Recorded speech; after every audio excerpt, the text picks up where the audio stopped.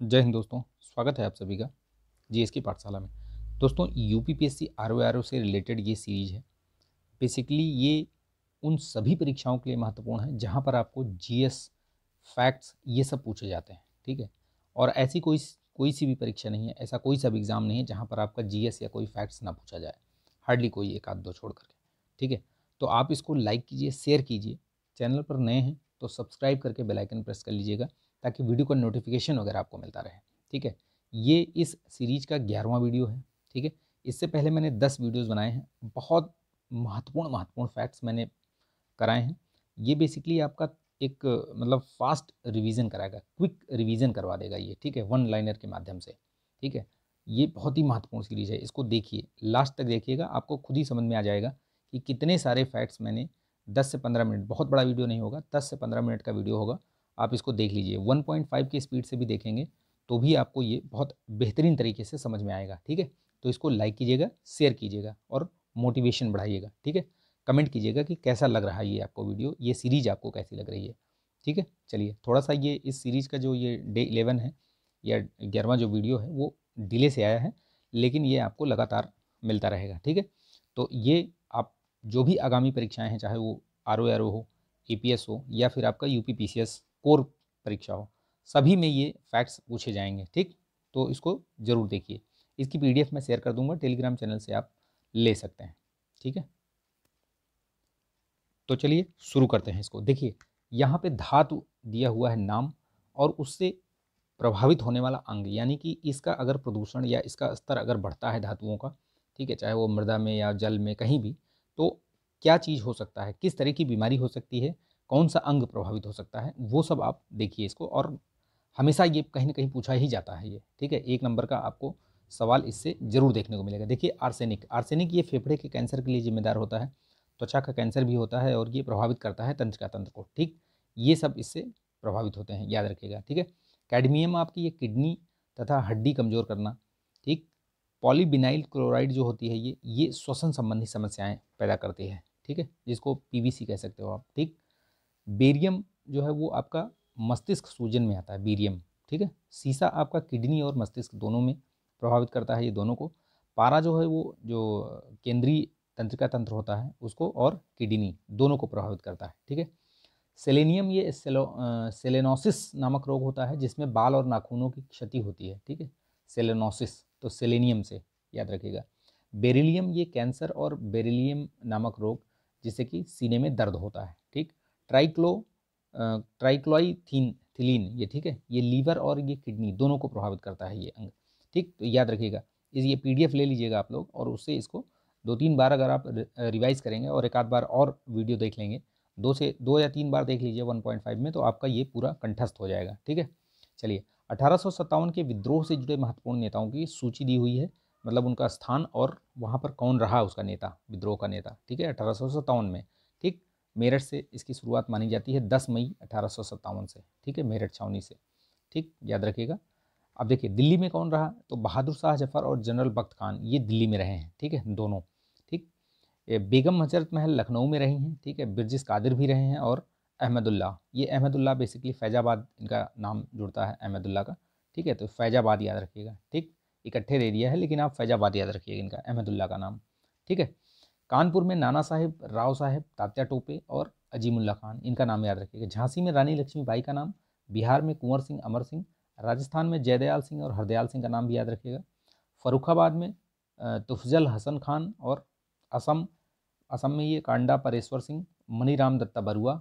ठीक। उड़ीसा में ये सुरेंद्र शाही और उज्जवल शाही, इनका नाम याद रखिएगा। ठीक है।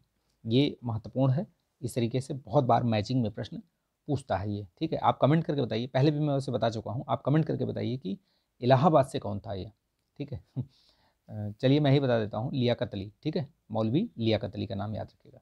ठीक। चलिए, अशोक के समय शासनकाल में 5 प्रमुख प्रांत थे। कितने थे ये पहले बात तो याद रखिएगा। अशोक के समय तो 5 प्रांत थे। उनकी राजधानियाँ कौन कौन सी थी ये याद रखिएगा, पूछता है ये, मैचिंग में पूछता है ये।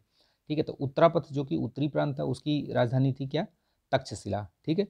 अवंती, जो ये अवंतरित या अवंती कह सकते हो, पश्चिमी प्रांत था, उसका उसकी जो राजधानी थी वो क्या थी, उज्जैन। ठीक है। मगध, मध्य प्रांत था ये। तो उत्तरी प्रांत, पश्चिमी प्रांत, मध्य प्रांत। मध्य प्रांत क्या था, पाटलिपुत्र, मगध की राजधानी क्या थी? पाटलिपुत्र। ठीक। प्राच्यपथा, ये पूर्वी प्रांत जो होता था वो, उसकी राजधानी क्या थी? तोसाली याद रखिएगा। ठीक है। और ये दक्षिणापथ, दक्षिणी जो प्रांत था उसकी जो राजधानी थी वो सुवर्णगिरी। मैचिंग में आता है, लिख लीजिएगा। अगर नहीं याद है तो 2-3 बार देख लीजिए वीडियो, अपने आप आपको याद हो जाएगा। ठीक है। चलिए नेक्स्ट देखते हैं। देखिए जो DPSPs, ठीक है, जिसे राज्य का नीति निर्देशक तत्व भी कहते हैं, उसके बारे में कुछ लोगों ने, कुछ जो विधिवेत्ता या जो कह सकते हैं कि राजनीति विशेषज्ञ ने कुछ वक्तव्य कहे हैं, मतलब उनके बारे में कुछ कहा है, तो उसके बारे में टिप्पणियाँ पूछता है ये कि किसने करी है, इसके बारे में ये टिप्पणी किसने कही है। जैसे केसी वेयर ने कहा था कि ये लक्ष्यों और आकांक्षाओं का घोषणा पत्र है। किसके बारे में? DPSP के बारे में। किसने कहा था? ये केसी वेयर ने, याद रखिएगा। KT शाह ने क्या कहा था?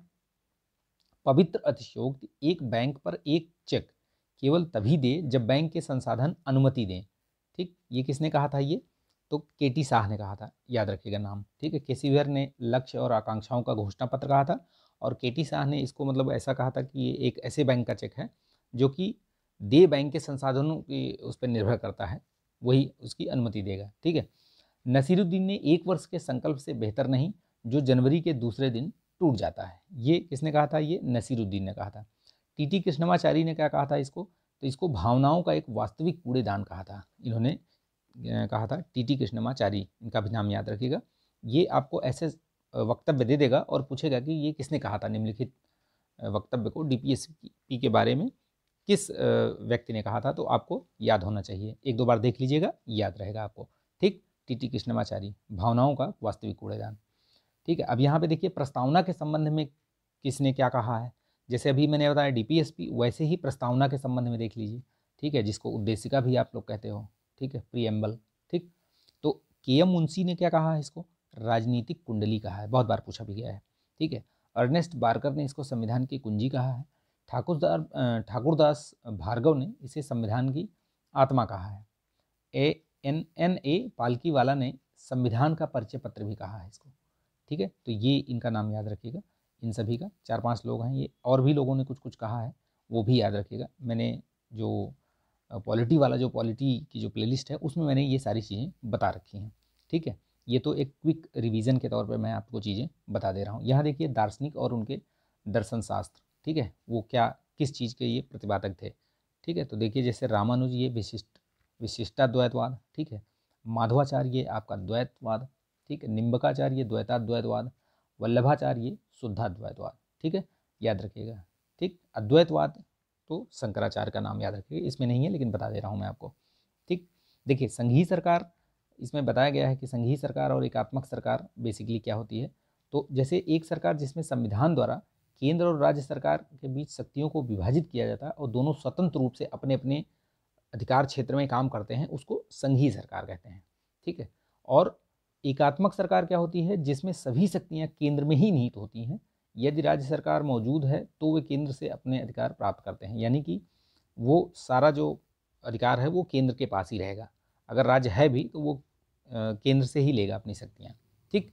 यहाँ पे देखिए संघीय विशेषताएं और एकात्मक, ये पूछा जाता है, ये निम्नलिखित में से कौन सी संघीय विशेषताएं हैं और निम्नलिखित में से कौन सी एकात्मक विशेषता है।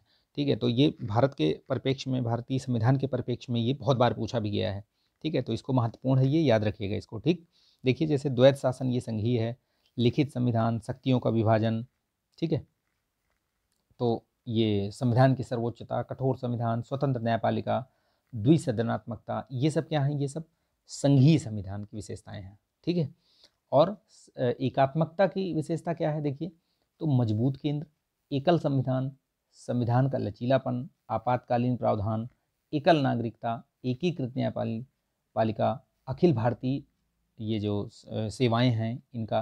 ठीक है। एकात्मक में इसमें और भी ऐड कर सकते हैं, जैसे राज्यपाल का जो नियुक्ति होती है। ठीक है, ये सारी चीज़ें ऐड कर सकते हैं इसमें। ठीक है।